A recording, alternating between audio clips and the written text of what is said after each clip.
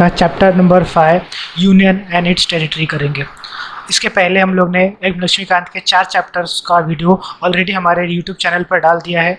अगर आपने नहीं देखा है तो नीचे दिए हुए लिंक से आप जाके उसको देख सकते हैं। तो आज हम लोग स्टार्ट करते हैं आप अपना एम लक्ष्मीकांत का chapter number 5 union and it's territory. अगर मैं इस चैप्टर की बात करूं तो ये एग्ज़ाम पॉइंट ऑफ व्यू और आपके अंडरस्टैंडिंग दोनों के लिए बहुत ज़्यादा इम्पॉर्टेंट है। तो आप इस चैप्टर को इस वीडियो को पूरा देखें जिसमें आपको ये चैप्टर कंप्लीट मिलेगा। और साथ ही साथ इस बार हम लोग क्या करने वाले हैं कि हम लोग इस चैप्टर से रिलेटेड जितने भी लास्ट ईयर्स में क्वेश्चंस आए थे उनको भी सॉल्व करेंगे। इसलिए आप इस वीडियो को पूरा देखिए और अगर आपको वीडियो अच्छा लगता है तो आप इसको लाइक कीजिए, शेयर कीजिए और सब्सक्राइब कीजिए। ठीक है, तो चलो हम लोग पहला चैप्टर स्टार्ट करते हैं, यूनियन एंड इट्स टेरिटरी। तो पहले हम लोग ये देखते हैं कि इस चैप्टर में हम लोग क्या क्या पढ़ने वाले हैं। तो जैसा कि इंट्रोडक्शन में बताया गया है कि ये जो चैप्टर है इसको हमारे कॉन्स्टिट्यूशन के पार्ट 1 में पार्ट 1 में रखा गया है। और पार्ट 1 में जैसे हमारे कॉन्स्टिट्यूशन में 470 प्लस से ज़्यादा आर्टिकल्स होते हैं तो हर आर्टिकल्स को अलग अलग पार्ट में डिवाइड करके रखा गया। तो वैसे ही जो पार्ट 1 है, पार्ट 1 में हमारा ये चैप्टर आपको मिलेगा। ठीक है, इसमें जो पार्ट 1 है इसमें आर्टिकल नंबर 1 से लेके 4 तक दिया गया है और हम लोग डिटेल में डिस्क्रिप्शन करेंगे। आर्टिकल नंबर 1, 2, 3, 4 को डिटेल में समझेंगे और इससे आपका एक बहुत अच्छा अंडरस्टैंडिंग होगा कि हमारा जो आज हम लोग भारत देश देख रहे हैं जो एक यूनियन ऑफ स्टेट्स है वो एग्जैक्टली है क्या। ठीक है, तो चलो स्टार्ट करते हैं उसमें। और उसके बाद हम लोग क्या देखेंगे, यूनियन ऑफ स्टेट होता क्या है, कैसे होता है, क्यों होता है, ये सारी चीज़ें हम लोग यहाँ पे देखेंगे। ठीक है, तो चलो चलते हैं आगे। तो उसके बाद हम लोग देखेंगे parliamentary power to reorganise the state. Parliament के पास कौन से आर्टिकल के थ्रू पावर आता है और कैसे हमारा स्टेट रीऑर्गेनाइज होता है ये देखेंगे। उसके आगे exchange of territories with Bangladesh. हम लोग ने 2015 में कुछ टेरिटरीज जो इंडिया की टेरिटरी थी उसको बांग्लादेश को दिया और उसके बदले में हम लोग ने बांग्लादेश से कुछ टेरिटरीज लिए। ये जो पूरा स्टोरी है ये मैं आपको पूरा डिटेल में बताऊँगा जिससे आपको समझ में आएगा कि आप कैसे ये हम लोग ने पर्टिकुलर जो ये एक्सचेंज का जो सिस्टम था वो कैसे एग्जिस्ट हुआ। ठीक है, फिर उसके बाद हम लोग देखेंगे evolution of states and union territories. उसमें हम लोग देखेंगे धार कमीशन एंड जेवीपी कमेटी। उसके बाद फजल अली कमीशन। फिर उसके बाद new states and union territory, ये जो कि 1956 के बाद बने हैं उनके बारे में पढ़ेंगे। और लास्ट में जैसा कि मैंने आपको बताया कि आपको लास्ट ईयर के आए हुए क्वेश्चन, इस चैप्टर से रिलेटेड जो आए हुए क्वेश्चन है उसको हम लोग सॉल्व करेंगे। अगर आप ये क्वेश्चन को सॉल्व कर लेते हैं इसका मतलब ये चैप्टर आपका पूरी तरह से कंप्लीट है और आप इसके बाद इस चैप्टर को और अलग से पढ़ने की ज़रूरत नहीं है। ठीक है, तो जो आते हैं पहला जो हमारा ये स्लाइड है इसमें है यूनियन ऑफ स्टेट्स। राइट, जैसे कि हमारे आर्टिकल 1 में जैसे मैंने बताया कि ये जो चैप्टर है इसमें आर्टिकल 1 से लेके आर्टिकल 4 तक है और ये इंडिया के कॉन्स्टिट्यूशन के पार्ट 1 में मेंशन किया गया है। ठीक है, इसमें लिखा गया है India that is Bharat is a union of state. ठीक है, वर्ड इस पर ध्यान देने वाली ज़रूरत है कि ये यूनियन ऑफ स्टेट क्यों है। ठीक है, यूनियन ऑफ स्टेट क्यों है ये, अंडरस्टैंड। तो कहने का मेरा मतलब ये है कि अगर आपको इस चीज़ों को समझना है तो अभी हम लोग को क्या करना पड़ेगा कि 2 कंसेप्ट को समझना पड़ेगा। वो कंसेप्ट है आपका, एक है आपका फेडरल सिस्टम और एक है आपका यूनिटरी सिस्टम। ठीक है, फेडरल सिस्टम और यूनिटरी सिस्टम, ध्यान से देखो इसको। अगर ये दोनों कंसेप्ट आपको समझ में आ गए तो आपको यूनियन कंसेप्ट समझ में आएगा। ठीक है, दुनिया में जितने भी कंट्री हैं, मोस्टली जो कंट्री हैं वो उनके बीच में वो बहुत सारे स्टेट को मिलके बने हुए हैं। जैसे कि हमारा भारत, महाराष्ट्र, गुजरात, तमिलनाडु, कर्नाटका। ठीक है, इन कंट्रीज़ को मिलकर एक कंट्री बना है जिसको हम भारत बोलते हैं। देखा जाए तो ये कंट्री क्या है, स्टेट है। बहुत सारे स्टेट क्या हुए हैं, मिले हुए हैं और एक कंट्री बनाया है। इसका मतलब कैसा है कि ये स्टेट हैं एक झंडे और एक संविधान, एक कॉन्स्टिट्यूशन के नीचे काम करेंगे। ठीक है, ऐसे ही पूरी दुनिया में भी जितने भी कंट्रीज़ हैं वो डिफरेंट स्टेट्स को मिलके बने हैं। लेकिन जो इसमें क्या होता है, ऐसे कंट्रीज़ में एक सेंटर होता है, यानी कि उन स्टेट को जोड़े रखने के लिए एक सेंट्रल गवर्नमेंट होती है और स्टेट की गवर्नमेंट होती है। अब ऐसा जो सेंटर और स्टेट के बीच में जो रिलेशन होता है ये दो तरीके का होता है। वर्ल्ड में दो टाइप के रिलेशन मिलते हैं आपको। पहला जो है वो फेडरल सिस्टम वाला है और दूसरा जो है यूनिटरी सिस्टम वाला है। तो वर्ल्ड में मोस्टली दो टाइप के सिस्टम ही चलते हैं, एक फेडरल सिस्टम चलता है और एक यूनिटरी सिस्टम चलता है, राइट। तो फेडरल सिस्टम में पहले देख लेते हैं कि फेडरल सिस्टम क्या होता है, उसके बाद हम लोग देखेंगे कि यूनिटरी सिस्टम क्या होता है, ठीक है। पहले फेडरल सिस्टम में जहाँ जो एक प्रिंसिपल पे काम करता है, फेडरल सिस्टम एक प्रिंसिपल पे काम करता है जिसको बोलते हैं decentralisation of power. Decentralisation of power, decentralisation of power का मतलब क्या होता है, जो पावर है वो एक के पास ना रह के सभी में डिस्ट्रीब्यूट किया जाए, इसी को बोलते हैं डिसेंट्रलाइजेशन ऑफ पावर। जिसमें क्या होता है, सेंटर पावर जो है वो अपने पास ना रख के सभी स्टेट्स को डिस्ट्रीब्यूट कर देता है। जैसा कि सेंटर के पास बोलते हैं ना कि कॉन्स्टिट्यूशन का बनाने का पावर है, स्टेट को भी कॉन्स्टिट्यूशन बनाने का पावर दिया है, यानी कि सेंटर का कॉन्स्टिट्यूशन अलग है, स्टेट का कॉन्स्टिट्यूशन अलग है। सेंटर के पास सिटीजनशिप प्रोवाइड करने का पावर है, स्टेट के पास भी सिटीजनशिप प्रोवाइड करने का पावर है। सेंटर के पास टैक्स लेवी करने का पावर है, स्टेट के पास भी टैक्स लेवी करने का पावर है। यानी कि ये जो सिस्टम होता है ये पावर के डिस्ट्रीब्यूशन पर बेस्ड होता है, जिसमें पावर स्टेट और सेंटर दोनों में बराबर बराबर बंटती है, जिसको बोलते हैं इक्वल डिस्ट्रीब्यूशन, ठीक है। इक्वल डिस्ट्रीब्यूशन, इक्वल डिस्ट्रीब्यूशन का मतलब क्या होता है कि जो पावर है वो बराबर बराबर दोनों के पास बटा है। और ये इसमें ये सिस्टम को जैसे मैं बताया कि एक प्रिंसिपल पे काम करता है जिसको बोलते हैं डिसेंट्रलाइजेशन, ठीक है, जिसमें पावर को इक्वली डिस्ट्रीब्यूट किया जाता है। इसके अपोजिट में अगर आप यूनिटरी सिस्टम को देखोगे तो यूनिटरी सिस्टम में जो पावर यूनिटरी सिस्टम वो एक प्रिंसिपल पे काम करता है जिसको बोलते हैं centralisation of power. Centralisation of power यानी कि पावर को डिस्ट्रीब्यूट करने की बजाय क्या करना है, एक जगह पे सेंट्रलाइज करना है, ठीक है। इसको बोलते हैं सेंट्रलाइजेशन ऑफ पावर। इसमें क्या होता है, सेंटर के पास जो पावर होती है वो सेंटर स्टेट के साथ शेयर नहीं करता है, किसी भी तरह से डिस्ट्रीब्यूट नहीं करता है, लेकिन इसके बदले में सेंटर क्या करता है, अपने एक पर्टिकुलर एक पर्सन को अपॉइंट करता है हर स्टेट में, और इस पर्सन के थ्रू सेंटर अपने इंस्ट्रक्शंस पर स्टेट में काम करवाता है। यानी कि जो स्टेट हैं वो सेंटर के इंस्ट्रक्शन पर काम करते हैं। स्टेट का अपना खुद का कोई गवर्नमेंट नहीं होती है, इनके पास और कोई पावर नहीं होती, खुद से कोई भी डिसीजन नहीं ले सकते।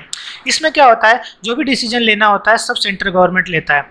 इसलिए ऐसे कंट्री में जो स्टेट होते हैं उनको स्टेट ना बोल के हम लोग उनको प्रोविंस बोलते हैं। जैसा कि अगर मैं एग्जांपल बताऊं, जब भारत अंग्रेजों का गुलाम हुआ करता था तब हमारे जो स्टेट्स हुआ करते थे उनको स्टेट नहीं बोला जाता था, उनको प्रोविंस बोला जाता था, राइट। उनको क्या बोला जाता, प्रोविंस। प्रोविंस बोलने से पीछे रीज़न ये है कि कोई स्टेट होता है तो स्टेट के पास खुद के गवर्नमेंट या खुद डिसीजन लेने का पावर होता है, लेकिन उस टाइम पे हमारे किसी भी स्टेट के पास ऐसा कोई डिसीजन लेने का पावर नहीं था, इसीलिए हम उनको प्रोविंस बोलते हैं, राइट। तो आगे चलते हैं, आगे क्या होता है।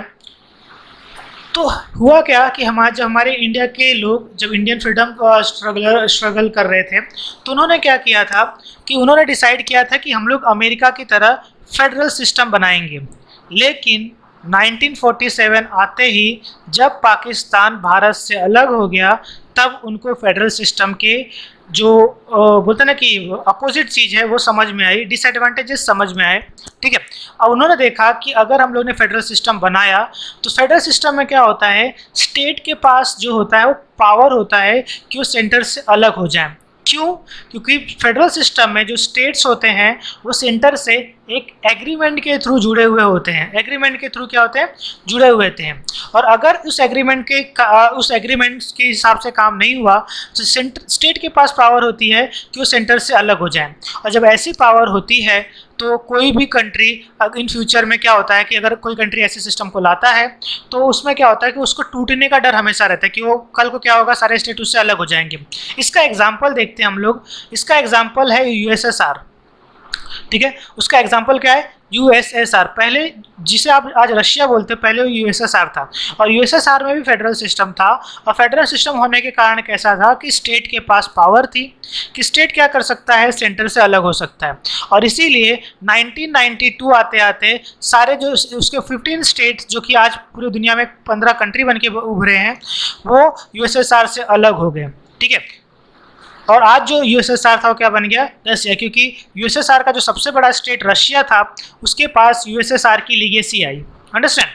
तो इस तरह से फेडरल सिस्टम में क्या होता है, जो पावर होता है स्टेट के पास और सेंटर के पास दोनों इक्वल होता है, तो स्टेट के पास जो पावर होता है कि उससे सेपरेट हो सकता है।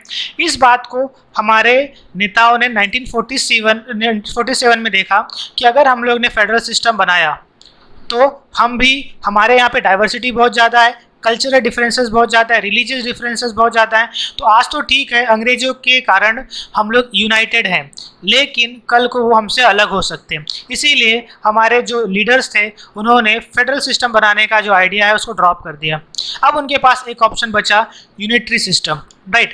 अब यूनिटरी सिस्टम में प्रॉब्लम क्या थी कि अगर जब हमारा भारत आज़ाद हुआ था तो उस टाइम पे उसमें 552 प्रिंसली स्टेट थे। जैसा कि मैंने पहले वाले चैप्टर्स में आपको प्रिंसली स्टेट के बारे में बता चुका हूँ कि आप वहाँ पे जाके समझ सकते हैं कि प्रिंसली स्टेट क्या होता है, ठीक है। तो यहाँ पे हम लोग डायरेक्ट बात करते हैं प्रिंसली स्टेट की। तो जब हमारा भारत आज़ाद हुआ था तो उस टाइम पे 552 प्रिंसली स्टेट थे जिनके पास अथॉरिटी थी कि वो या तो चाहे तो इंडिया में मिल सकते हैं, और या तो चाहे तो पाकिस्तान में मिल सकते हैं, या तो चाहे वो इंडिपेंडेंट रह सकते हैं। इनके पास 3 ऑप्शन थे। और हम चाहते थे कि जो हमारे सरदार वल्लभ भाई पटेल, जो हमारे होम मिनिस्टर थे पहले, वो चाहते थे कि ज़्यादा से ज़्यादा प्रिंसली स्टेट इंडिया में मिले और इंडिया एक बहुत बड़ी कंट्री बन के उभरे, ठीक है। लेकिन यूनिटरी सिस्टम अगर हम बनाते उस टाइम पे, तो आप सोचो अगर हम किसी प्रिंसली स्टेट से उससे पावर छीनते और ये बोलते कि इसके बदले में आपको हम कोई पावर नहीं देंगे, तो कोई प्रिंसली स्टेट राज़ी होता इस बात के इंडिया में मिलने के लिए, इंडिया में मर्ज करने के लिए राज़ी नहीं होता था। इसीलिए हमारे पास से ये ऑप्शन भी चला जाता है, हमारे पास ये ऑप्शन भी नहीं बचता है, बिकॉज हमको ज़्यादा से ज़्यादा प्रिंसली स्टेट को अपने साथ रखना है, ठीक है। तो हमारे पास अब हमारे जो लीडर्स थे वो सोचने लगे कि अब क्या सिस्टम बनाएं कि यहाँ पे जो हमारा जो कंट्री भी बन जाए और स्टेट्स के पास कोई पावर ऐसा ना हो कि वहाँ पे क्या हो कि वो हमसे अलग भी हो जाए। अंडरस्टैंड। हाँ, तो जैसा कि मैंने आपको बताया कि हमारे नेताओं के पास अब ये भी ऑप्शन, फेडरल सिस्टम का भी ऑप्शन नहीं रह गया और यूनिटरी सिस्टम का भी ऑप्शन नहीं रह गया। तो हमारे नेताओं ने क्या किया, एक नया ही सिस्टम बनाने की कोशिश की जिसमें फेडरल सिस्टम का भी कैरेक्टरिस्टिक होंगे और यूनिटरी सिस्टम के भी कैरेक्टरिस्टिक होंगे। तो ऐसे ही इसी का नतीजा है कि आज जो हम लोग अपने यहाँ पे सिस्टम देख रहे हैं वो है यूनियन सिस्टम, ठीक है। अब क्वेश्चन ये उठता है कि ये यूनियन सिस्टम क्या है और कैसे ये फेडरल सिस्टम और यूनिटरी सिस्टम का मिक्सचर है, ठीक है। तो इसमें अगर आप देखोगे तो इंडिया में जो सिस्टम है सेंटर और स्टेट के बीच में का रिलेशन, उसमें आप देखोगे तो फेडरल सिस्टम के भी कैरेक्टरिस्टिक नजर आएंगे और यूनिटरी सिस्टम के भी कैरेक्टरिस्टिक नजर आएंगे। जैसा कि अगर आपको याद होगा फेडरल सिस्टम में पावर के इक्वल डिस्ट्रीब्यूशन की बात की जाती है, यूनिटरी सिस्टम में पावर के किसी भी तरह से डिस्ट्रीब्यूशन की बात नहीं की जाती है। लेकिन इंडियन सिस्टम में क्या होगा, यूनियन सिस्टम में क्या होगा, पावर का डिस्ट्रीब्यूशन तो होगा बट नॉट इक्वली। इसीलिए ये पावर का डिस्ट्रीब्यूशन जो है ये तो फेडरल सिस्टम के कैरेक्टरिस्टिक को दिखाता है, लेकिन इक्वली डिस्ट्रीब्यूट नहीं है, इसलिए हम इसको पूरी तरह से फेडरल सिस्टम नहीं बोल सकते, ठीक है। दूसरा चीज कैसा है कि यहाँ पे जो सेंटर है वो ज्यादा पावरफुल है, centre is more powerful than the state. इससे ये साबित होता है कि फेडरल सिस्टम में जहाँ सेंटर और स्टेट क्या होते हैं, इक्वल होते हैं, और यूनिटरी सिस्टम में सेंटर पावरफुल था, स्टेट को कोई वैल्यू नहीं होती है। हमारे यहाँ पे सेंटर और स्टेट दोनों हैं, लेकिन सेंटर थोड़ा ज्यादा पावरफुल है एज कम्पेयर टू स्टेट, ठीक है। जैसे कि सेंटर के पास कॉन्स्टिट्यूशन अमेंडमेंट करने का पावर है, ठीक है, स्टेट के पास ये पावर नहीं है। सेंटर के पास टैक्स लेवी करने का पावर है, स्टेट के पास टैक्स लेवी करने का पावर नहीं है, ठीक है। सेंटर के पास सिटीजनशिप प्रोवाइड करने का पावर है, टैक्स के पास सिटीजनशिप प्रोवाइड करने का पावर नहीं है। सेंटर के पास कॉन्स्टिट्यूशनल अमेंडमेंट करने का पावर है, स्टेट के पास कॉन्स्टिट्यूशनल अमेंडमेंट करने की पावर नहीं है। तो ऐसे बहुत सारी चीजें हैं जहां पे आप देखोगे जो सेंटर है वो ज्यादा पावरफुल है as compare to state. That's why हमारा जो सिस्टम रहता है इसको हम लोग क्वासी फेडरल या तो यूनियन सिस्टम बोलते हैं, ठीक है। यूनियन सिस्टम इसलिए बोलते हैं क्योंकि यूनियन सिस्टम में क्या होता है, जैसे कि एक एग्जांपल देके बताऊं मैं, तो यूनियन सिस्टम में जैसे कि फॉर एग्जांपल स्टूडेंट यूनियन है, हम सब यहाँ पे स्टूडेंट है तो आपको इस बारे में इस एग्जांपल ज्यादा समझ में आएगा। स्टूडेंट यूनियन में क्या होता है, एक लीडर होता है और बाकी सब उसके मेंबर होते हैं, लेकिन क्या स्टूडेंट यूनियन में किसी को जबरदस्ती अपने साथ रखा जाता है? नहीं, वहां पे सब लोग अपने म्यूचुअल अंडरस्टैंडिंग को से यूनियन का पार्ट बनते हैं। ऐसे ही हमारा भी जो देश है वो यूनियन है, यहाँ पे हर स्टेट के साथ कोई जबरदस्ती या कोई एग्रीमेंट नहीं किया गया है कि आप हमारे साथ रहो, उसके बदले में आपको ये देंगे। उन्होंने अपने म्यूचुअल अंडरस्टैंडिंग के साथ आके एक हमारे साथ मिले हैं, इसीलिए एक कंट्री बना हुआ है, ठीक है। जबकि अगर अमेरिका के सिस्टम में बात करें तो अमेरिका फेडरल सिस्टम है, लेकिन वहां पे जो उनके स्टेट्स हैं वो कैसे हैं, यूनियन का वो एक एग्रीमेंट के थ्रू सेंट्रल गवर्नमेंट से जुड़े हुए हैं। तो मैं ऐसा कह सकता हूं कि जो हमारा इंडिया है वो विदाउट एग्रीमेंट यहाँ पे स्टेट अपने एक दूसरे से जुड़े हुए हैं और वो यूनियन के साथ हैं, ठीक है। इसीलिए हमारा जो कॉन्स्टिट्यूशन है उसमें यूनियन सिस्टम लिखा गया है। तो ये आपके आर्टिकल नंबर 1, जैसे आप कॉन्स्टिट्यूशन का आर्टिकल नंबर 1 देखोगे तो वहां पे लिखा गया है India that is Bharat is a union of state. अब ये स्टेटमेंट पढ़ने के बाद आपको दो चीजें पता चलेंगी, एक तो होगा नेम ऑफ द कंट्री कि हाँ कंट्री का नाम क्या रखा है, और दूसरा आपको क्या पता चलेगा, टाइप ऑफ पॉलिटी यानी कि इसकी पॉलिटिकल यानी कि जो स्टेट और सेंटर के बीच जो रिलेशन है वो पता चलेगा। अब यहाँ पे आप देखोगे तो दो नाम आपको दिखाई देंगे, ठीक है। दो नाम है आपका, एक इंग्लिश में इंडिया है और भारत है, ठीक है। तो ऐसा इसलिए हुआ क्योंकि कुछ लोग, हमारे जो कॉन्स्टिट्यूशन असेंबली है उसमें से कुछ लोग सपोर्ट कर रहे थे कि हम अपनी कंट्री का नाम इंडिया ही रखेंगे, लेकिन कुछ लोगों ने बोला नहीं, इसकी बोलते ना कि कल्चर के हिसाब से इसका नाम क्या होना चाहिए, भारत होना चाहिए। मोस्टली जो नॉर्थ साइड के जो लीडर्स थे वो चाहते ही थे कि इसका नाम भारत हो, क्योंकि साउथ साइड के लोग ये चाहते हैं कि उसका नाम इंडिया हो। तो इसीलिए इस डिस्प्यूट को खत्म करने के लिए दोनों की बातें मान ली गई और इंडिया का दो नाम रखा गया, that is India and Bharat. इसीलिए हमारा आर्टिकल नंबर 1 में ये लिखा है। और दूसरा है type of polity. Type of polity में आपने देख लिया कि हमारा जो सिस्टम है वो यूनियन सिस्टम है, ना ही फेडरल सिस्टम है, ना ही यूनिटरी सिस्टम है। कभी कभी हाँ इसको एक तरह से बोलते हैं ना कॉमन लैंग्वेज में इसको क्वासी फेडरल बोल सकते हैं, ठीक है। क्वासी फेडरल है मतलब आधा फेडरल, ठीक है। अगर देखा जाए यूएसए की तो यूएसए को भी एक तरह से क्वासी फेडरल ही बोला जा सकता है। क्यों? क्योंकि यूएसए ने क्या किया था, 1789 में जब उसका कॉन्स्टिट्यूशन बना था तो इस कॉन्स्टिट्यूशन में एक चेंज किया था। क्या चेंज किया था कि जो भी चीजें होंगी, हमारा जो यूनाइटेड स्टेट होगा वो फेडरल सिस्टम को ही फॉलो करेगा, लेकिन उन्होंने स्टेट से उनके सेपरेट होने की पावर को छीन लिया था। कहने का मतलब है कॉन्स्टिट्यूशन में अमेंडमेंट करके स्टेट की पावर, जो उसके स्टेट के पास जो पावर होती है कि वो यूनियन से अलग हो सकते हैं या वो सेंटर से अलग हो सकते हैं, वो पावर को छीन लिए। यही रीजन है कि यूएसएसआर और यूएसए दोनों ही फेडरल थे। यूएसएसआर टूट गया और यूएसए अभी भी फेडरल सिस्टम को फॉलो कर रहा है, ठीक है। अब इसी में आप देखोगे कि यहाँ पे हम लोग देखेंगे territory of India can be classified into 3 category. जो हमारा इंडिया का टेरिटरी है वो 3 कैटेगरी में क्लासिफाइड है। एक कैटेगरी वो है जैसे स्टेट, जैसे कि आज का अगर मैं एग्जांपल दूं तो आज हमारे पास 28 स्टेट्स हैं। इस स्टेट में हम लोग उन एरिया को नहीं इंक्लूड कर रहे हैं जो हमारे यूनियन टेरिटरीज है, यानी कि जम्मू कश्मीर, दादरा नगर हवेली, ठीक है। उसके बाद अंडमान निकोबार, पौंडीचेरी और लक्षद्वीप और चंडीगढ़, इनको हम लोग दिल्ली, इनको ऐड नहीं कर रहे हैं। तो आप ऐसा समझ लो कि वो एरिया आता है इस पहले वाले इसमें, वो एरिया आता है जो सिर्फ स्टेट के एरिया है, यानी जितने भी हमारे 28 स्टेट है उनका जो ज्योग्राफिकल एरिया है वो इस कैटेगरी में आते हैं। अब यूनियन टेरिटरी में वो स्टेट आते हैं।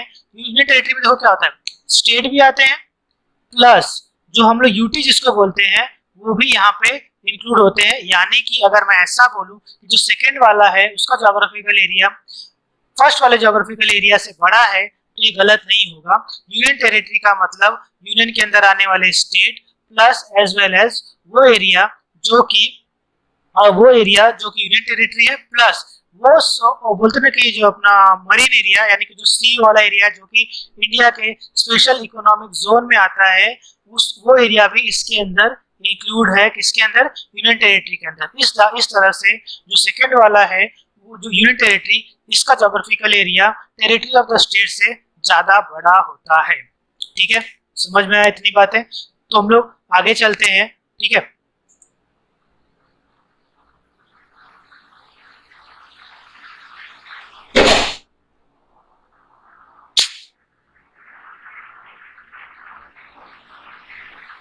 तीसरी कैटेगरी है आपकी territory that may be acquired by the government of India at any time. ठीक है, अब इस टेरिटरी में क्या, इस पर्टिकुलर चीज में क्या है कि अगर आप देखोगे तो इसमें एक्चुअली ये पॉइंट डालने के पीछे रीजन क्या है। रीजन ये है कि जब भी हमारा कॉन्स्टिट्यूशन बन रहा था तो एक बात तो फिक्स थी कि इंडिया से पाकिस्तान अलग होके एक अलग कंट्री बनेगा, राइट। इंडिया से पाकिस्तान अलग होके एक अलग कंट्री बनेगा, लेकिन पाकिस्तान के हिस्से में भारत की कौन सी जमीन जाएगी ये डिसाइडेड नहीं था।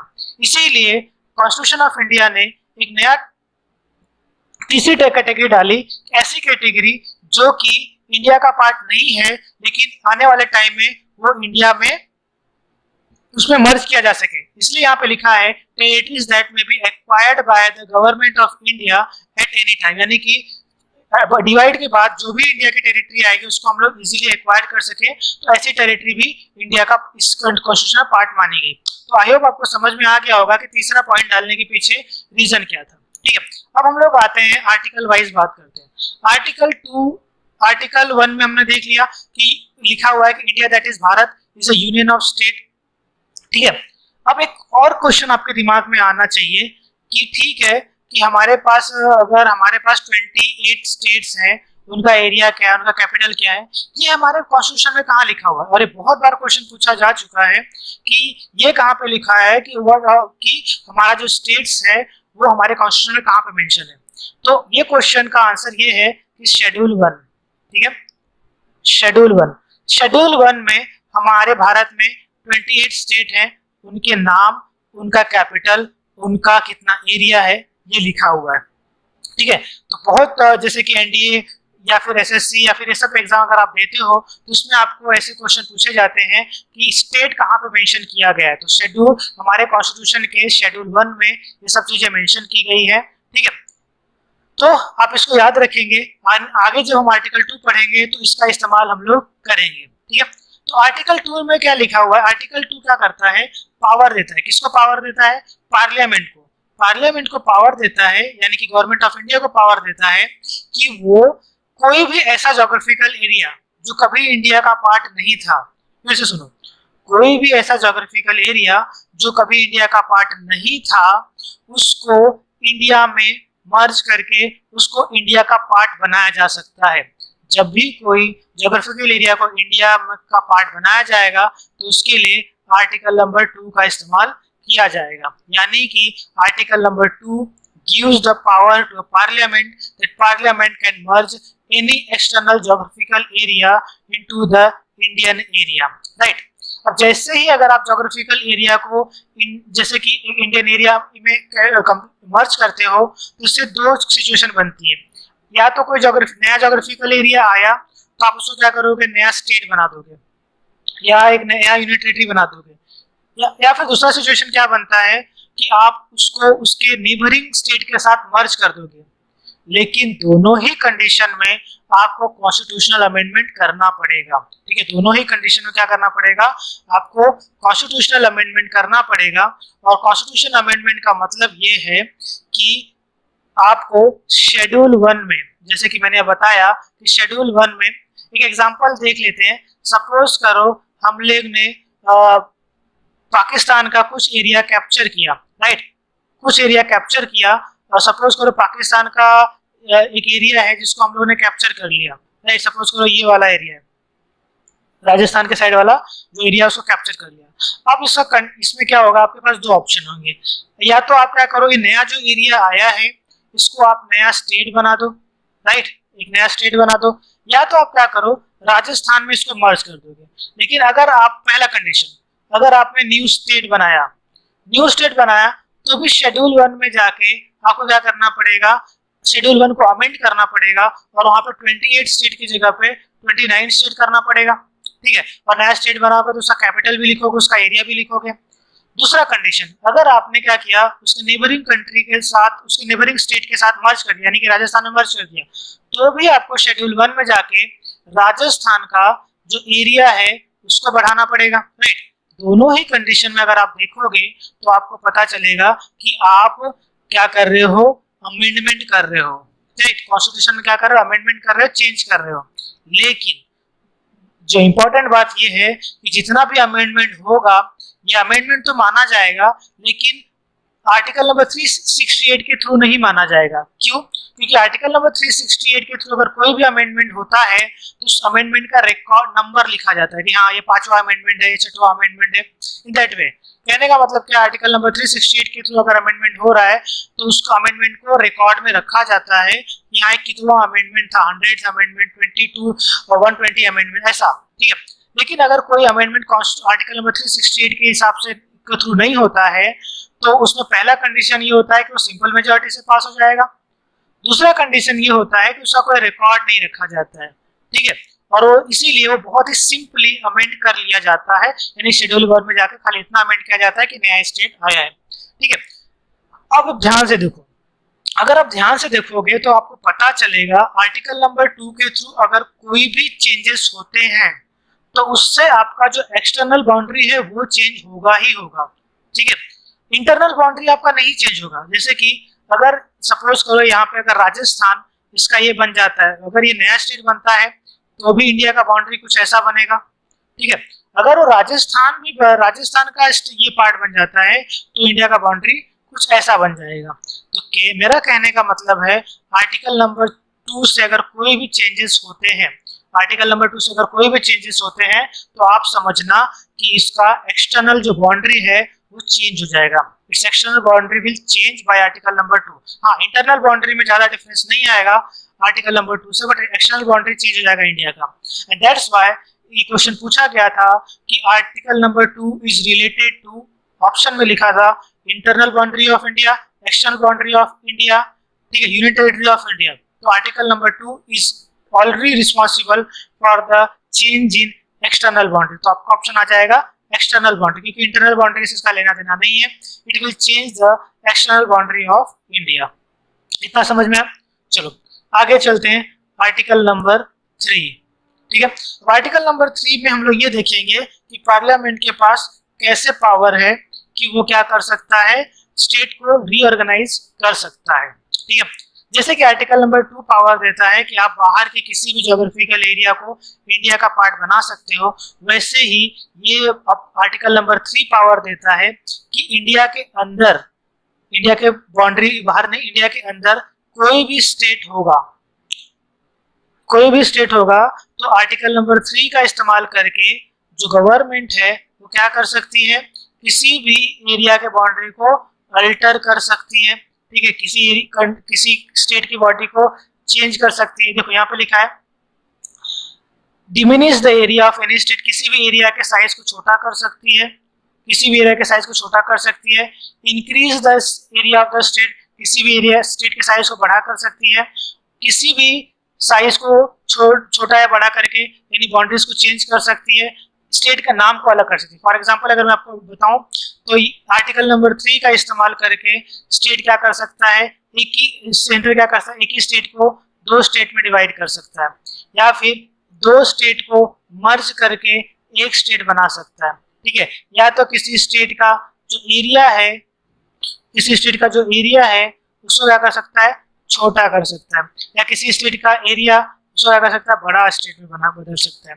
ठीक है, यहाँ तक कि स्टेट का नाम भी चेंज कर सकता है। ठीक है, तो आपको समझ में आएगा आर्टिकल नंबर 3 कैसे काम करता है। आर्टिकल नंबर 3 की वजह से क्या क्या पावर मिलती है सेंट्रल गवर्नमेंट को।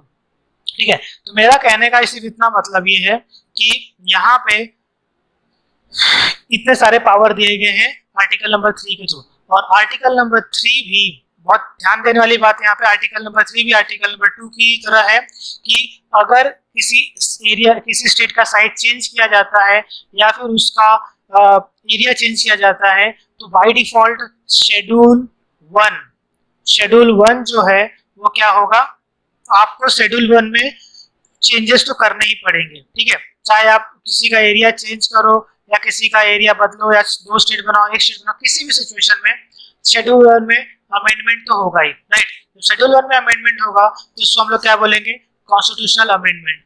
लेकिन फिर से मैं एक बार बता दूं कि ये जो कॉन्स्टिट्यूशनल अमेंडमेंट होगा वो आर्टिकल नंबर 368 के थ्रू नहीं होगा। दैट मीन्स इसको रिकॉर्ड में नहीं रखा जाएगा और ये सिंपल मेजॉरिटी के थ्रू पास हो जाएगा। ठीक है, आगे अगर आपको नहीं पता होगा सिंपल मेजॉरिटी तो हम आगे भी देखेंगे सिंपल मेजॉरिटी, ठीक है। यानी कि आप इजीली कॉन्स्टिट्यूशन में अमेंडमेंट कर सकते हो, ठीक है।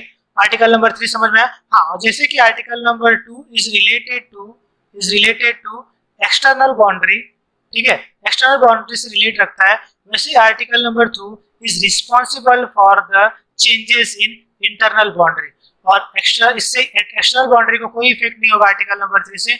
ये जो होगा ये इंटरनल बाउंड्री को चेंज करने के लिए रिस्पॉन्सिबल होगा, ठीक है। तो आर्टिकल नंबर 3 समझ में आया। लेकिन हाँ, एक और बात आपको बताना चाहता हूँ कि अभी पहले क्या होता था कि जैसे कि आपको कोई स्टेट अल्टर करना है, उसका नाम चेंज करना है, तो उसको दो तरीके हो सकते हैं। एक क्या होता है कि सेंटर की तरफ से इनिशिएटिव लिया गया हो कि हाँ स्टेट का नाम चेंज कर दो। एक दूसरा हो सकता है स्टेट खुद चाहता है कि हमारा नाम चेंज कर दिया जाए, ठीक है। तो इसमें होता क्या है, दोनों का सिस्टम अलग अलग है, कैसे उसमें चेंज किए जाते हैं। पहला होगा कि अगर सेंटर चाहेगा स्टेट का नाम चेंज करना, तो पहले क्या करेगा, वो प्री परमिशन लेगा, permission of from the president से पहले परमिशन लेगा कि हम लोग क्या करना चाहते हैं, ऐसे ऐसे स्टेट का नाम चेंज करना चाहते हैं। परमिशन देने से पहले प्रेसिडेंट क्या करेगा, जिस स्टेट का नाम है, जिस स्टेट के चेंज करना चाहते हो, उस स्टेट गवर्नमेंट को ये बिल जो आपने गवर्नमेंट ने बनाया है नाम चेंज का, वो बिल क्या करेगी, भेजेगी। कहाँ पे, पर्टिकुलर स्टेट गवर्नमेंट के पास, ठीक है। अब स्टेट गवर्नमेंट उस बिल को देखेगा और उसके पास दो ऑप्शन होगा, या तो वो बिल को अपने स्टेट असेंबली में पास कर दे, या तो वो बिल को क्या करेगा, स्टेट असेंबली में रिजेक्ट कर दे, राइट, यानी फेल कर दे। लेकिन दोनों ही कंडीशन में स्टेट गवर्नमेंट का जो डिसीजन है उससे सेंट्रल गवर्नमेंट के डिसीजन में कोई फर्क नहीं पड़ेगा। ये बिल रिटर्न होके कहाँ पे आएगा, सेंट्रल गवर्नमेंट के पास, और जैसे ही सेंट्रल गवर्नमेंट के पास आएगा, प्रेसिडेंट उसको रिकॉग्नाइज कर देगा, प्री रिकॉग्नाइजेशन कर देगा, और ये बिल फिर पार्लियामेंट में इंट्रोड्यूस हो जाएगा, ठीक है। पार्लियामेंट में इंट्रोड्यूस होने के बाद अगर ये बिल पास हो गया तो फिर वो स्टेट का नाम चेंज हो जाएगा, या स्टेट का साइज कुछ भी जो भी है वो चेंज हो सकता है, ठीक है। ये तो था एक मेथड। दूसरा मेथड, अगर स्टेट चाहे कि मुझे अपना नाम चेंज करना है, ठीक है, तो वो मेथड में क्या होता है कि स्टेट अगर चाहे कि अपना नाम चेंज करना है, तो उस मेथड में क्या होगा कि स्टेट गवर्नमेंट पहले क्या करेगी, स्टेट गवर्नमेंट पहले अपने स्टेट असेंबली में, यानी कि अपने स्टेट असेंबली में, स्टेट की स्टेट असेंबली में बिल लाएगी। अगर वो बिल स्टेट असेंबली से पास हो गया, बिल अगर स्टेट असेंबली से पास हो गया, तो फिर वो किसके पास आएगा, सेंट्रल गवर्नमेंट के पास आएगा। जब स्टेट की तरफ से बिल आता है तो इसके लिए प्रेसिडेंट के प्री परमिशन की जरूरत नहीं पड़ती है। अब सेंट्रल गवर्नमेंट में अगर ये बिल पार्लियामेंट में पास हो गया तो फिर ये बिल को पास माना जाएगा और स्टेट का नाम चेंज हो जाएगा। लेकिन अगर ये बिल रिजेक्ट हो गया पार्लियामेंट में, तो स्टेट अपना नाम चेंज नहीं कर सकता। अगर मैं बोलूं तो यहाँ पे दोनों ही कंडीशन में फाइनल डिसीजन कौन ले रहा है, सेंट्रल गवर्नमेंट ले रही है। और ये जो कैरेक्टरिस्टिक आपको दिखाई देगा, ये कैरेक्टरिस्टिक यूनिटरी सिस्टम का है, क्योंकि फेडरल सिस्टम में स्टेट को अपना नाम चेंज करने के लिए स्टेट सेंट्रल गवर्नमेंट से परमिशन लेने की जरूरत नहीं है। जबकि यूनिटरी सिस्टम में अगर आप स्टेट को अपना नाम चेंज कर रहा है तो उसको सेंट्रल गवर्नमेंट से परमिशन लेने की जरूरत पड़ेगी। So this is a basic difference. और इस तरह से क्या होता है, किसी भी स्टेट का नाम चेंज होता है। फॉर एग्जाम्पल, जैसे कि आंध्र प्रदेश से तेलंगाना बना, तो तेलंगाना बना तो उसमें भी आर्टिकल नंबर 3 यूज हुआ, अंडरस्टैंड। तो इस तरह से आप देखोगे तो आर्टिकल नंबर 3 पार्लियामेंट को कुछ पावर देता है। चलो, एक बहुत ही बड़ा हिस्टोरिकल मोमेंट आपको देखने को मिला 2015 में।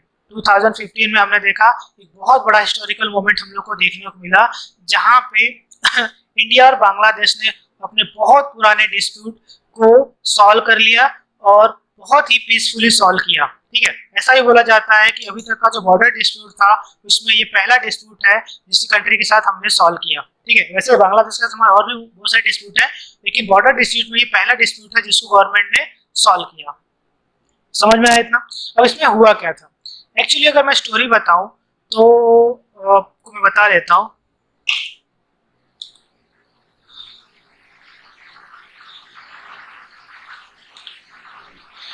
हुआ क्या था कि सपोज करो ये इंडिया है, यहाँ पे बताने के लिए जरूरत, इंडिया और एक है बांग्लादेश,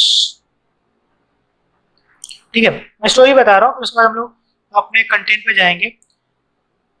इंडिया और बांग्लादेश पहले एक ही कंट्री हुआ करते थे। इंडिया जो आज का बांग्लादेश से पहले वो पाकिस्तान बना था, ईस्ट पाकिस्तान, उसके पहले वो बंगाल का पार्ट था, राइट।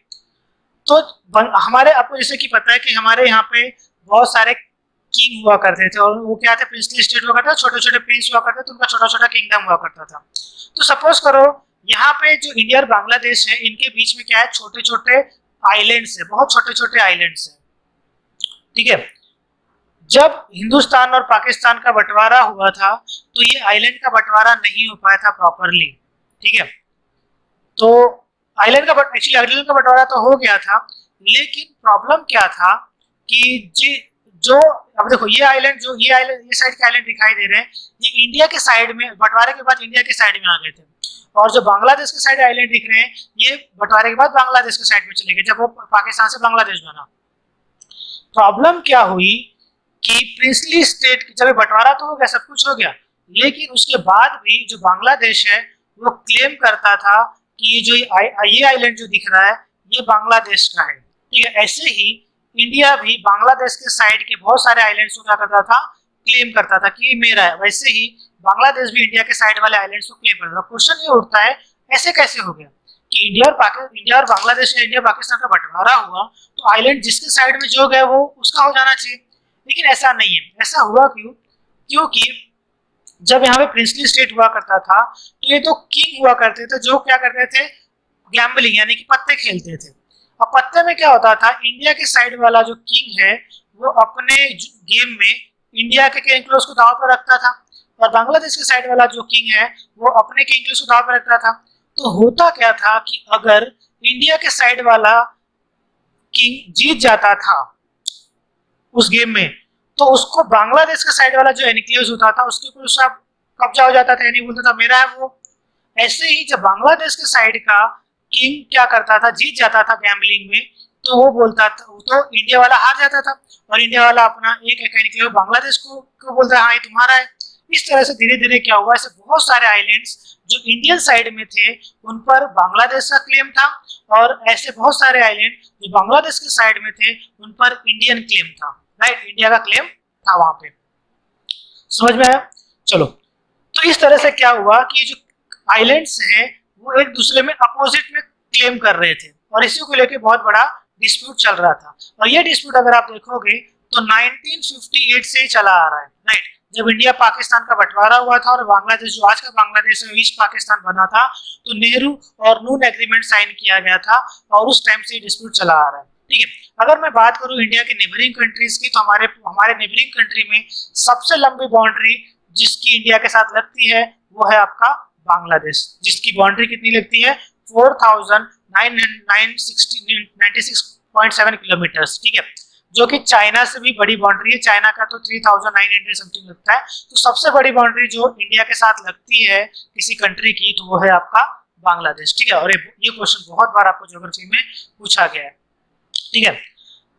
उसके बाद 1974 में फिर से एग्रीमेंट हुआ था इंडिया और बांग्लादेश में, ठीक है, concerning the demarcation of the land, यानी कि लैंड जिसे 1971 में जब बांग्लादेश बना तो उसके बाद 1974 में फिर से डिमार्केशन के लिए एग्रीमेंट साइन हुआ, लेकिन उसमें भी ये डिस्प्यूट सॉल्व नहीं हो पाया।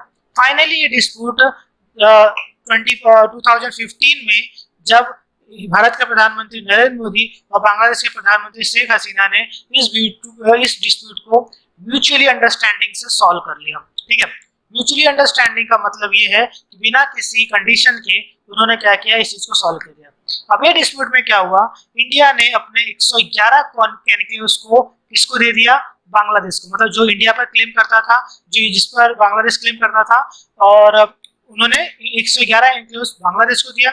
उसके बदले बांग्लादेश ने भारत को 51 एनक्लेव्स इंडिया को दिए। इस तरह से दोनों ने, जैसे कि इसमें हुआ क्या कि बांग्लादेश ने 111 एनक्लेव्स पे क्लेम किया था इस साइड के, और इंडिया ने 51 एनक्लेव किए, तो इंडिया ने बोला कि तुम 51 एनक्लेव तुम रख लो, ठीक है, उसके बदले में तुम्हारा जो क्लेम का जो 51 एनक्लेव मैं आपका जो क्लेम है उसमें से ले लूंगा। इस तरह से इंडिया के जो आइलैंड्स है वो इंडिया के साइड आ गए और बांग्लादेश के आइलैंड और बांग्लादेश के साइड आ गए।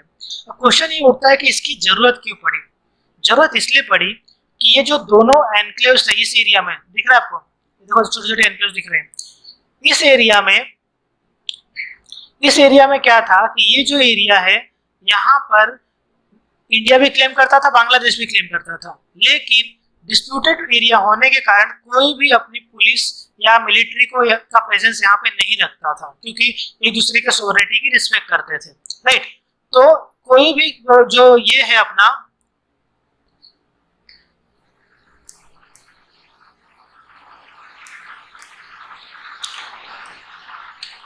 तो जो अपना ये जो रेड कलर में जो दिख रहा है आपको ये वाला बांग्लादेश का एनक्लेव था इसमें, ठीक है।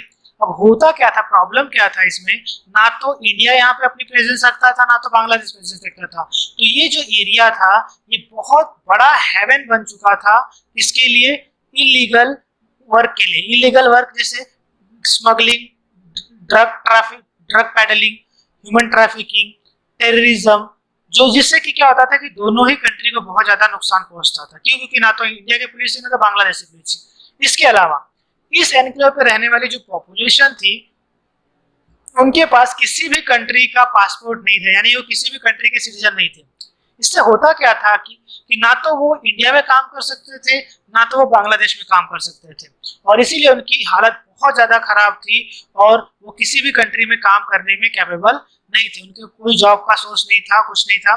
तो इससे इस एग्रीमेंट को करना बहुत जरूरी था। इसलिए 2015 में ही जब गवर्नमेंट बनी 2014-15 में, तो उन्होंने पहला बॉर्डर डिस्प्यूट सॉल्व किया और इसमें हम लोग ने इस तरह से एक्शन किया। लेकिन यहाँ पे एक बात और है, इसको इस जो कॉन्स्टिट्यूशन अभी जब कुछ चेंज करोगे तो हमारा एरिया हमने किसको दिया, बांग्लादेश को दिया, बांग्लादेश का कुछ एरिया हम लोग ने लिया, तो इससे क्या होगा, शेड्यूल 1 चेंज होगा, और शेड्यूल 1 चेंज होगा यानी कॉन्स्टिट्यूशन अमेंडमेंट होगा।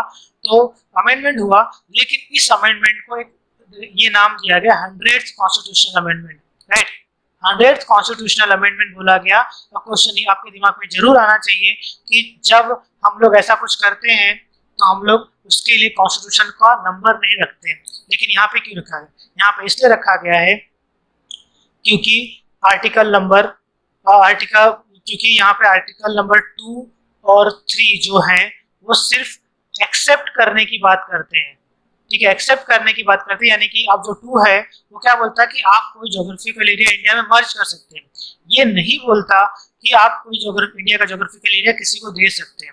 सो आर्टिकल नंबर 2 और आर्टिकल नंबर 3 दोनों से ही आप जो 111 एनक्लोज दिए हैं उसको दे नहीं सकते। इसीलिए आपको क्या करना पड़ेगा, कॉन्स्टिट्यूशन अमेंडमेंट करना पड़ेगा और सबसे पूछ के कि हाँ मैं ये एनक्लोज देने जा रहा हूँ, आप एग्री हो या नहीं। जब वो बिल पास हो जाएगा पार्लियामेंट में, जब बिल पास हो गया तो अब ये सॉल्व किया गया, ठीक है। अब इसमें ये नहीं देखना है कि किसको बेनिफिट हुआ, किसको क्या हुआ, लेकिन एक बहुत बड़ा प्रॉब्लम सॉल्व हो गया, ठीक है। इससे क्या हुआ कि इंडिया और बांग्लादेश के जो इंटरनेशनल रिलेशन है उनके ऊपर एक खासा अच्छा दबाव असर पड़ेगा, और हमारे जो डिस्प्यूट जितने कम होंगे उतना हमारे लिए अच्छा है, ठीक है। और जैसे कि आप आईआर में पढ़ ही चुके हो, हमारा जो मेन फॉरेन पॉलिसी है उसमें ये बोला गया है कि आपको अपने नेबरिंग कंट्री के साथ अच्छे रिलेशन बनाने हैं, और किसी कम से कम नेबरिंग कंट्री को आपको अगेंस्ट, जैसे पाकिस्तान है उसको तो हम अच्छे रिलेशन में तो ला नहीं सकते, तो जो है कम से कम उसको ही अपने साथ रखें, ठीक है। अब हम आ जाते हैं evolution of state and union, ठीक है, evolution of state and union. अब हम लोग यहाँ पे क्या देखेंगे कि हमारा भारत आज़ादी के पहले और आज़ादी के बाद कैसे आज का यूनियन स्टेट बना, ठीक है, ये हम लोग पूरा डिटेल में यहाँ पे देखेंगे। हुआ क्या था कि जब हम लोग आज़ाद हो रहे थे तो उस टाइम पे हमारे पास, जैसे कि मैंने बताया है, 552 प्रिंसली स्टेट थे। अब इस 552 प्रिंसली स्टेट में से इनको इंडियन इंडिपेंडेंस एक्ट 1947 के थ्रू, इंडियन इंडिपेंडेंस एक्ट 1947 के थ्रू इनको आज़ादी थी कि वो या तो भारत में मिले, या तो पाकिस्तान में मिले, या तो फ्री रहें। तो जब हमारा भारत आज़ाद हुआ था तो उस टाइम पे 552 प्रिंसली स्टेट थे। इन 552 प्रिंसली स्टेट में से 549 प्रिंसली स्टेट ने क्या किया, इंडिया में ज्वाइन किया। इंडिया में क्या किया, उन्होंने ज्वाइन किया। अब क्वेश्चन आपके दिमाग में ये आना चाहिए कि ये कौन डिसाइड करेगा कि कौन सा प्रिंसली स्टेट कहाँ कौन से कंट्री को ज्वाइन करेगा। तो ये डिसाइड जैसा कि इंडिया एक डेमोक्रेटिक कंट्री बनने वाला था, तो इसीलिए 1947 एक्ट में ये मेंशन कर दिया गया था कि जो प्रिंसली स्टेट कौन से कंट्री में डिवाइड जाएंगे या मर्ज होंगे, ये डिसीजन कौन करेगा? जनता करेगी और जनता किसके थ्रू करेगी? रेफरेंडम के थ्रू करेगी। ठीक है, रेफरेंडम के थ्रू करेंगे, यानी जनता वोट देगी कि उसको कहाँ पे रहना है, इंडिया में रहना है या पाकिस्तान में रहना है। इस तरह से रेफरेंडम होगा और जो भी रिजल्ट आएगा उस प्रिंसली स्टेट को उस कंट्री के साथ मर्ज होना ही पड़ेगा। तो 552 में से 549 प्रिंसली स्टेट ने इसके ऊपर एग्री कर लिया था, लेकिन 3 प्रिंसली जो स्टेट थे उन्होंने अभी तक एग्री नहीं किया था। उसमें से जो 3 थे, वो पहला था, यहाँ पे देख लेते हैं, पहला था आपका जूनागढ़, दूसरा है आपका हैदराबाद, और तीसरा है आपका जम्मू एंड कश्मीर। ठीक है, जूनागढ़, हैदराबाद और जम्मू एंड कश्मीर। ठीक है, और आपको जैसे पता है कि पाकिस्तान जो अलग हुआ था वो रिलीजियस के नाम पे हुआ था। तो हुआ क्या, जब जूनागढ़ में रेफरेंडम करवाया गया तो जूनागढ़ का जो किंग था वो मुस्लिम था, और एक्चुअली क्या होता, उसने पहले से ही जिन्ना के साथ प्लानिंग कर ली थी कि हम लोग पाकिस्तान में मिलेंगे। लेकिन जब रेफरेंडम हुआ तो वहाँ की जो जनता थी, मेजॉरिटी पीपल हिंदू थी, इसीलिए इन्होंने वोट किसको किया? इंडिया को किया। लेकिन उसके बाद भी इस मैंडेट को वहाँ का जो किंग था वो मानने को तैयार नहीं था। तो उसने ट्राई किया तो पाकिस्तान में मर्ज होगा, लेकिन वहाँ की जनता ने क्या कर दिया? रिवोल्ट कर दिया उसके अगेंस्ट में, और उसको मजबूरी में वहां से भाग के पाकिस्तान जाना पड़ा, और इस तरह से जूनागढ़ इंडिया का पार्ट बन गया। अब दूसरा है हैदराबाद। अगर सारे प्रिंसली स्टेट की बात की जाए तो हैदराबाद सबसे ज्यादा अमीर और पावरफुल प्रिंसली स्टेट था। राइट, हैदराबाद सबसे ज्यादा अमीर और पावरफुल प्रिंसली स्टेट था। पावरफुल होने के कारण क्या है कि वो चाहता था कि वो इंडिपेंडेंट रहे। पावरफुल होने के कारण क्या चाहता था? वो इंडिपेंडेंट रहे। लेकिन जैसे ही सरकार वहां पे रेफरेंडम कराए गए, क्योंकि प्रिंसली स्टेट के पास तो कोई प्रिंस के पास तो कोई पावर नहीं, यहाँ का जो प्रिंस होता था निजाम कहे जाते थे। तो रेफरेंडम कराया गया, वहां का जो किंग था, निजाम था, वो भी मुस्लिम था, वहां का जो जनता थी मेजोरिटी मुस्लिम थी, लेकिन उसके बावजूद भी जनता ने इंडिया से मर्ज करने के लिए रेफरेंडम में वोट मैंडेट किया। लेकिन क्वेश्चन ये उठता है कि मुस्लिम होने के कारण में इंडिया से क्यों मर्ज किया गया?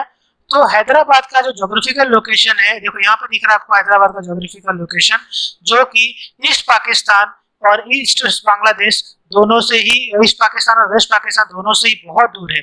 ज्योग्राफिकली दूर होने के कारण यहाँ की जनता को समझ में आ गया था कि अगर हम लोग पाकिस्तान के गए, पास साथ गए, तो हमारा डेवलपमेंट कभी नहीं हो पाएगा। तो इसीलिए उन्होंने डिसाइड किया we will stay with the India. Understand? ठीक है, लेकिन निजाम नहीं चाहता था, निजाम जो थे वहां के वो नहीं चाहते थे कि जो हैदराबाद है वो इंडिया को ज्वाइन करे। राइट, इसीलिए उन्होंने क्या किया, इंडिया के ऊपर प्रेशर लाने के लिए उन्होंने पाकिस्तान को सपोर्ट करना स्टार्ट किया, और इसी सपोर्ट में 120 करोड़ है 120 करोड़ रुपए उन्होंने पाकिस्तान को दिए। ठीक है, आजादी के बाद जो पाकिस्तान बना तो उन्होंने 120 करोड़ रुपए दिए, यानी कि हमारी भारत की जो गवर्नमेंट है उनको, खासकर अपना जो सरदार वल्लभ भाई पटेल है, उनको दिखाने के लिए कि अगर आपने मुझ पर ज्यादा प्रेशर डाला तो मैं पाकिस्तान के साथ मिल जाऊंगा, तो इस बात को दिखाने के लिए उन्होंने इतना ज्यादा पैसा उनको दिया। ठीक है, और करंट अफेयर में अभी भी है, अभी रिसेंटली क्या हुआ कि जो अपना यूनाइटेड किंगडम की गवर्नमेंट्स है उन्होंने अप्रोक्सीमेटली 120 करोड़ रुपए बेसिकली उसका इंटरेस्ट के साथ जो निजाम के जो फैमिली मेंबर हैं जो अभी बचे हुए हैं उनको देने की घोषणा की। ठीक है, हम लोग कभी बाद में पढ़ेंगे उसको, क्योंकि इतना समझ लो कि Hyderabad wanted to be an independent state, but because of referendum in the Hyderabad, it gives the power to the government of India that they can take a strong action against the Hyderabad। और इसी का फायदा उठाते हुए सरदार वल्लभ भाई पटेल ने क्या किया कि आर्मी एक्शन लिया। उस ऑपरेशन और आर्मी ने एक ऑपरेशन चलाया, ऑपरेशन पोलो। ठीक है, ऑपरेशन पोलो याद रखना, क्वेश्चन आया चुका है कि ऑपरेशन पोलो किससे रिलेटेड है, तो हैदराबाद से। तो उन्होंने क्या किया, आर्मी को हैदराबाद में लाया और हैदराबाद के निजाम को क्या किया, गिरफ्तार कर लिया, बंदी बना लिया और हैदराबाद को इंडिया का पार्ट बना दिया। क्योंकि वहां जनता चाहती थी कि हैदराबाद का किसका पार्ट बने, इंडिया का पार्ट बने। ठीक है, अब बचा कौन आपका, Jammu and Kashmir. Jammu Kashmir don't want to join any country. As like a Hyderabad. लेकिन वहां के जो किंग थे वो कौन थे आपके, जो किंग थे, और राजा हरि सिंह ने 1948 तक कोई भी 1947 तक कोई भी रेफरेंडम नहीं कराया था। ठीक है, उन्होंने रेफरेंडम ही नहीं करवाया। रेफरेंडम ना कराने की वजह से क्या हुआ कि पाकिस्तान ने क्या किया, जो जम्मू कश्मीर पर अटैक कर दिया। और जब जम्मू कश्मीर पर पाकिस्तान ने अटैक किया तो राजा हरि सिंह ने क्या किया, इंडिया की मदद मांगी कि हमें पाकिस्तान ने अटैक कर दिया है, आप हम पर हमारी मदद करें। लेकिन इंडिया ने बोला कि जो हमारे जो प्रधानमंत्री है उन्होंने बोला कि जम्मू कश्मीर इंडिया का पार्ट नहीं है और अगर हमने आपकी मदद की तो ये इलीगल कहा जाएगा। तो उसके बदले में राजा हरि सिंह ने बोला फिर मुझे क्या करना होगा, तो उन्होंने बोला एक काम कीजिए, आप इंस्ट्रूमेंट ऑफ एक्सेशन पे साइन कीजिए। इंस्ट्रूमेंट ऑफ एक्सेशन पे साइन करने का मतलब ये है कि आप परमिशन देते हो इंडियन फौज को कि वो जम्मू कश्मीर जाके फाइट आपके लिए आपकी हेल्प कर सके। अंडरस्टैंड, यानी कि it is a permission for the army to fight for the Jammu Kashmir. ठीक है, fight for the Jammu Kashmir. तो इस तरह से इंस्ट्रूमेंट ऑफ एक्सेशन पे जैसे ही राजा इन्होंने साइन किया वैसे ही इंडियन आर्मी गई और वहां पे पाकिस्तानी आर्मी के साथ फाइट स्टार्ट हुआ। लेकिन जवाहरलाल नेहरू के यूनाइटेड नेशन में जाने से क्या हुआ, यूनाइटेड नेशन ने उन्हें स्टे ऑर्डर दे दिया। स्टे ऑर्डर मतलब जितना एरिया जिसके पास है वो उतना एरिया लेके जहां पे है वो वहीं पे खड़ा रहे, इसके आगे कोई भी फाइट ना करे और प्रॉब्लम मतलब कि एटलीस्ट फाइट ना करे। यूनाइटेड नेशन उसके बाद बहुत ट्राई किया कि जम्मू और कश्मीर का जो मैटर है वो इंडिया और पाकिस्तान के बीच में सॉल्व कर दिया जाए, लेकिन दोनों ही कंट्री बहुत सारे सिचुएशन पर राजी नहीं हुए। इसीलिए अभी तक ये मैटर हमारे लिए बहुत बड़ा सरदर्द बना हुआ ही है। ठीक है, खैर अभी तो ये मैटर सॉल्व हो गया, लेकिन अभी भी जो पीओके का पार्ट है, जो ये वाला पार्ट है पीओके, अपना गिलगिट बाल्टिस्तान और थोड़ा सा ये पार्ट पीओके जिसको बोलते हैं पाक ऑक्यूपाइड कश्मीर, ये अभी भी पाकिस्तान के पास है, जिसको कि इंडिया चाहता है कि वो अपने पास ले ले। ठीक है, यानी कि पूरा का पूरा जम्मू कश्मीर इंडिया का पार्ट हो जाए। ठीक है, तो इस तरह से हम लोगों ने ये देश को डेवलप, इस पूरा जो आप देख रहे हो ये डेवलपमेंट आप यहाँ पे देख सकते हैं। ठीक है, तो जैसे ही आजाद हुआ ये सब के बाद एक कंसेप्ट आया था कि स्टेट रीऑर्गेनाइजेशन। स्टेट रीऑर्गेनाइजेशन की जरूरत इसलिए पड़ी कि हुआ क्या था कि स्वतंत्रता से पहले ही, जब हमें आजादी नहीं मिली थी, हम उससे पहले ही क्या हुआ था कि बहुत सारे नेताओं ने ये डिसाइड किया था कि आजादी के बाद हम लोग जितने भी स्टेट हैं उसको फिर से रीऑर्गेनाइज करेंगे। और उसमें ये भी कहा गया था कि जो स्टेट होगा उनको हम लोग लैंग्वेज के बेस पर बनाएंगे। ठीक है, क्यों, क्योंकि जो अब अंग्रेज थे उन्होंने क्या किया था, जो स्टेट बनाया था, जो प्रोविंस बनाया था वो अपने बेनिफिट के लिए, यानी कि यूनिटी ना रहे इनके अंदर। ठीक है, इस तरह से कुछ इस तरह से बनाया था कि ये लोग यूनाइटेड होके जो अपना अंग्रेजों के अगेंस्ट में कोई काम ना करे, इस तरह से उन्होंने ऐसा स्टेट बनाया था। लेकिन आजादी से पहले ही जैसे कि हमारे जो लीडर्स है उन्होंने प्रॉमिस कर दिया था, तो जैसे आजादी मिली वैसे ही इंडिया के लोग ने क्या किया, स्टेट रीऑर्गेनाइजेशन की डिमांड करने लगे।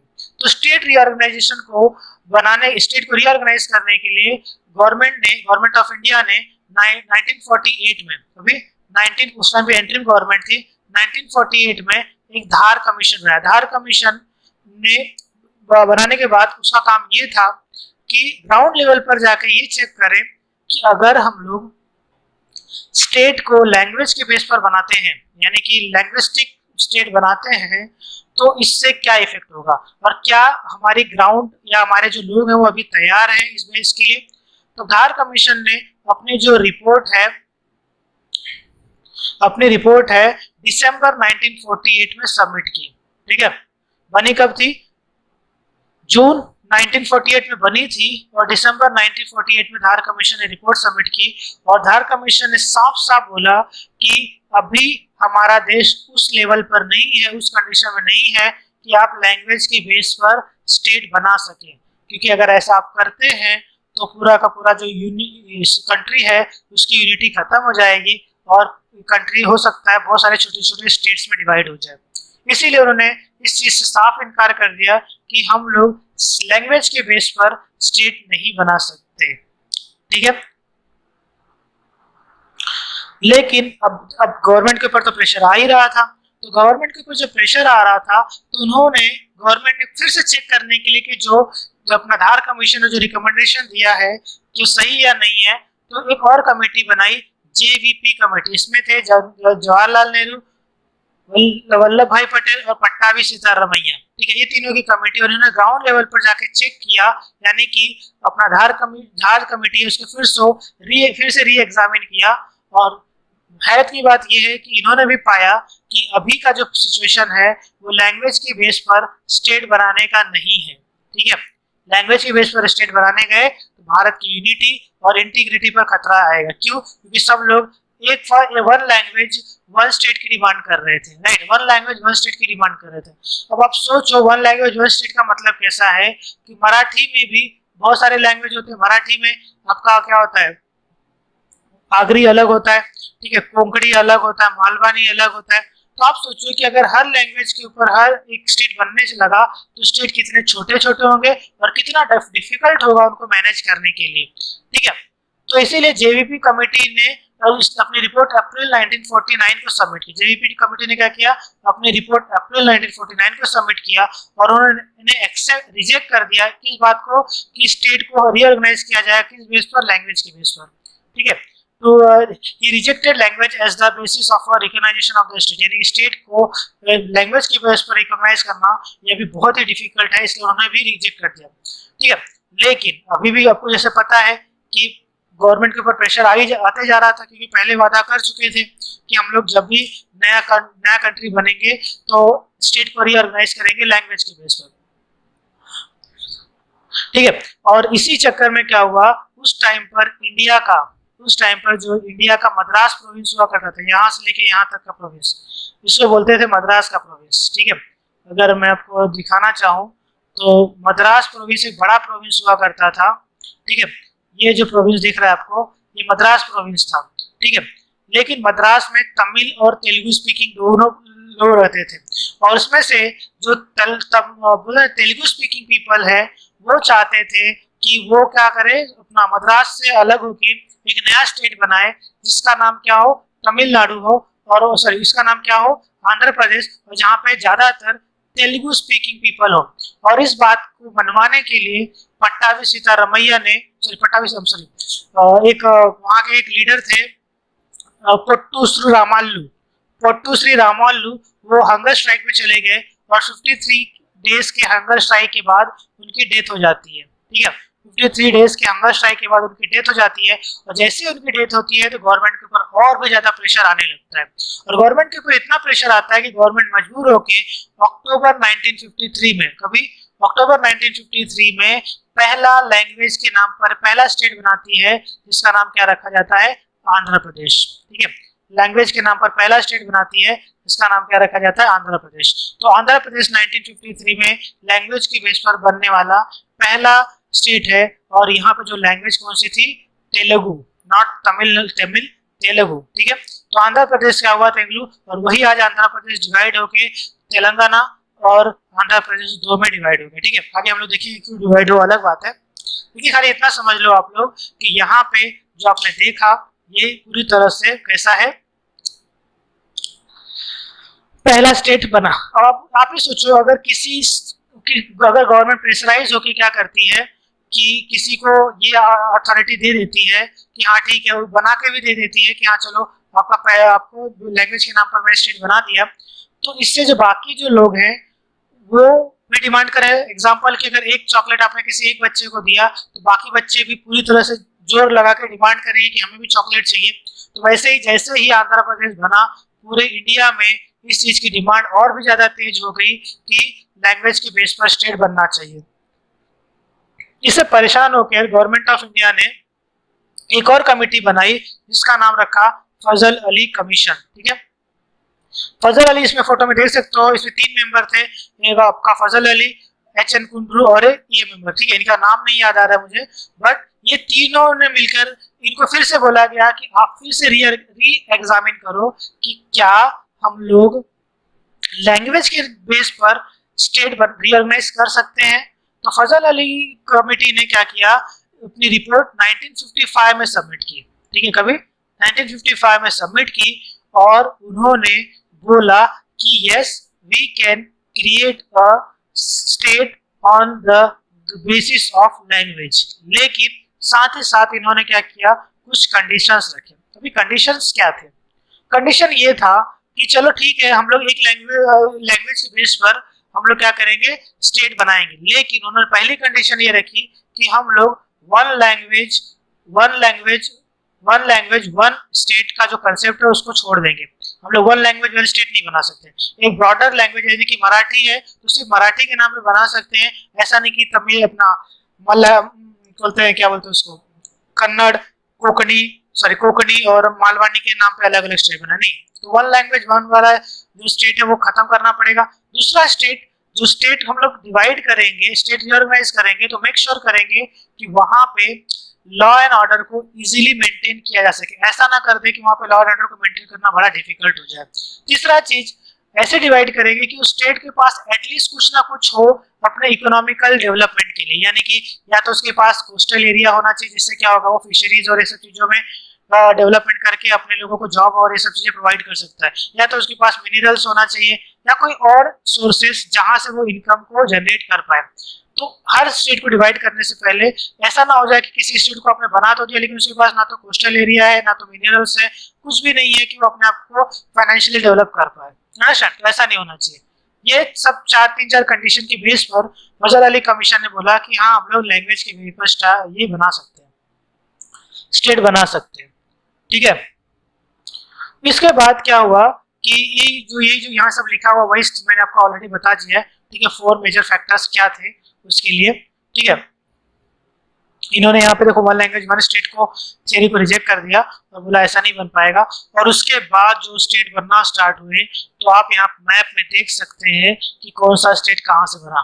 देखो यहाँ पे एक बड़ा सा मैप था, उसमें से बाद में महाराष्ट्र अलग बना, हैदराबाद अपना आंध्र प्रदेश अलग हो गया था, महाराष्ट्र अलग बना, गुजरात अलग बना। ठीक है, देखो मद्रास का जो मद्रास स्टेट था, इसमें से आंध्र प्रदेश अलग होकर आंध्र प्रदेश बना और ये क्या बन गया, तमिलनाडु बन गया। ठीक है, जो मैसूर स्टेट था, इसको और महाराष्ट्र के कुछ पार्ट को मिला के एक नया स्टेट बनाया गया, कर्नाटका स्टेट। ठीक है, यहाँ पे मद्रास स्टेट का एक और पार्ट किया गया, इसको बनाया गया केरला स्टेट। ठीक है, ये मैसूर का ही पार्ट था। उसके बाद ऐसे बहुत सारे स्टेट बने। अब देखो यहाँ पे खाली पंजाब हुआ करता था, अब यहाँ पे देखो पंजाब हरियाणा बन गया। ठीक है, उसमें दिल्ली तो पहले से ही था।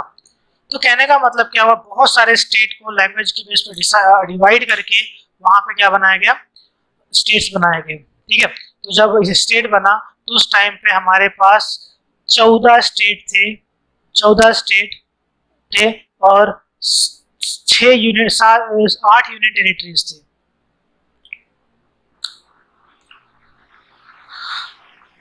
जब हमारा कॉन्स्टिट्यूशन बना तो इतने स्टेट थे और 8 यूनियन टेरिटरी थे। ठीक है, नेक्स्ट आते हैं, तो जैसे फजल अली कमेटी के बाद 1960 में मराठी स्पीकिंग पीपल के लिए पहले महाराष्ट्र बना और फिर गुजराती स्पीकिंग पीपल के लिए गुजरात बना। अब इसमें भी एक बात और है कि मराठी स्पीकिंग पीपल और गुजराती स्पीकिंग पीपल महाराष्ट्र और गुजरात में बेसिकली मुंबई को लेकर डिस्प्यूट हो गया। क्यों? क्योंकि मुंबई पोर्ट तो महाराष्ट्र में आ रहा था, लेकिन उसके आसपास का जो एरिया था वो गुजराती लोगों का एरिया था, राइट। तो गुजराती पीपल चाहते थे कि मुंबई गुजरात का पार्ट बने बिकॉज वो फाइनेंशियली स्ट्रॉन्ग पोजीशन था, और मराठी पीपल चाहते थे कि मुंबई महाराष्ट्र का पार्ट बने। इस बात को लेकर गुजराती स्पीकिंग पीपल और मराठी स्पीकिंग पीपल के बीच में झगड़ा हुआ। फाइनली ये डिसाइड हुआ कि मुंबई जो होगा वो महाराष्ट्र के पास होगा, लेकिन कोई भी देश का कोई भी स्टेट का बंदा यहाँ पे आके रह सकता, काम कर सकता और ये सब हो सकता है। ठीक है, तो पहला जो स्टेट बना वो 1960 में बना, महाराष्ट्र बना और गुजरात बना। ठीक है, जो कि 15वां स्टेट था। उसके बाद दादरा एंड नगर हवेली, ठीक है, 1954 में। ठीक है, हाँ, अब यहाँ पे एक और कंसेप्ट आपको समझने की जरूरत है। ठीक है, यहाँ पे तक समझ में आया, तो ऐसे बहुत सारे स्टेट बनते हैं, हम लोग आगे देख लेंगे उसका उसका जो क्रोनोलॉजी है वो देख लेंगे। ठीक है,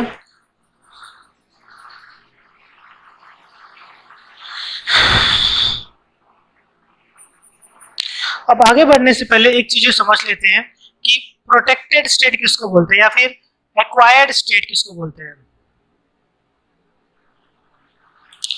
एक्वायर्ड स्टेट किसको बोलते हैं? हुआ क्या था कि इंडिया को जब आज़ादी मिली 1947 में, तो उसके बाद सभी जो अंग्रेज हैं वो कहाँ चले गए? ब्रिटेन लौट गए। लेकिन पौंडीचेरी एक ऐसा जगह था जहाँ पे फ्रेंच की कॉलोनी थी, फ्रांस की कॉलोनी थी, और फ्रेंच पीपल वहाँ पे रहते थे, लेकिन वो अभी तक नहीं लौटे। तो इसीलिए गवर्नमेंट ऑफ इंडिया ने क्या किया, यूनाइटेड नेशन में अपील की कि फ्रांस ने पौंडीचेरी को खाली नहीं किया, इंडिया का जो एरिया है उसको खाली नहीं किया है। ठीक है, तो अब उसमें क्या हुआ कि पौंडीचेरी को जो यूनाइटेड नेशन में जब अपील की, यूनाइटेड नेशन ने ऑर्डर दिया फ्रांस को कि आप वहां से खाली कीजिए और वो इंडिया की टेरिटरी है। तो 1954 में जो फ्रांस था उन्होंने क्या किया, फ्रेंच लोगों ने पौंडीचेरी को खाली कर दिया। ठीक है, अब पौंडीचेरी इंडिया का तो पार्ट बन गया, लेकिन अभी भी लीगल पार्ट नहीं बना था। क्यों लीगल पार्ट नहीं बना था? क्योंकि इंडिया को पता ही नहीं था कि कोई नया ज्योग्राफिकल एरिया अगर इंडिया में मिलता है तो उसको कैसे लीगली इंडिया का पार्ट बनाया जाए। तो फिर वो लोग क्या किए, फिर से ये यूनाइटेड नेशन में गए और बोले कि आप मुझे बताइए लीगली मैं कैसे इसको इंडिया का पार्ट बना लूं, क्योंकि हो सकता है आने वाले टाइम में फ्रांस इसके ऊपर फिर से क्लेम करे। ठीक है, तो इसीलिए वहां का जो यूनाइटेड नेशन है उन्होंने बोला article number 2A, article number 2A के थ्रू आप एक नया आर्टिकल बनाओ और इस आर्टिकल के थ्रू आप क्या करो कि फ्रांस को इंडिया का लीगल पार्ट बना लो। तो इस तरह से ये जब तब ये पर्टिकुलर आता 1961 हो गया था, राइट।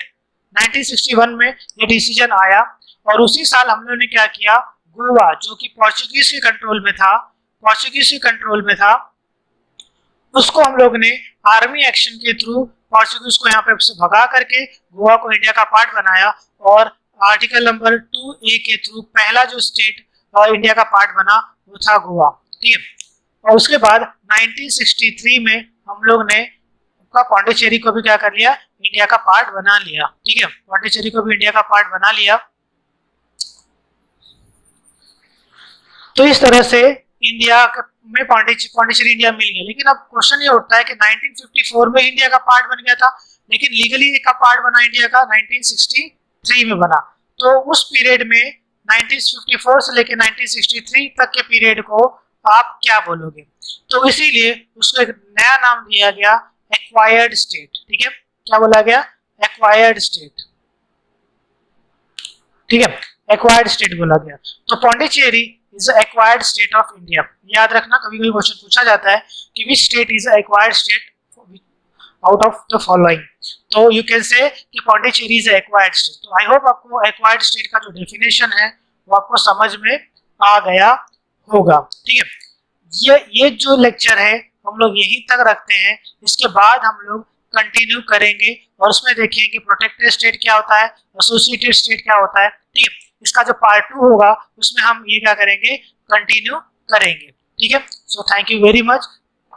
ठीक है, सो प्लीज अगर आपको वीडियो अच्छा लगा हो तो लाइक कीजिए, शेयर कीजिए और सब्सक्राइब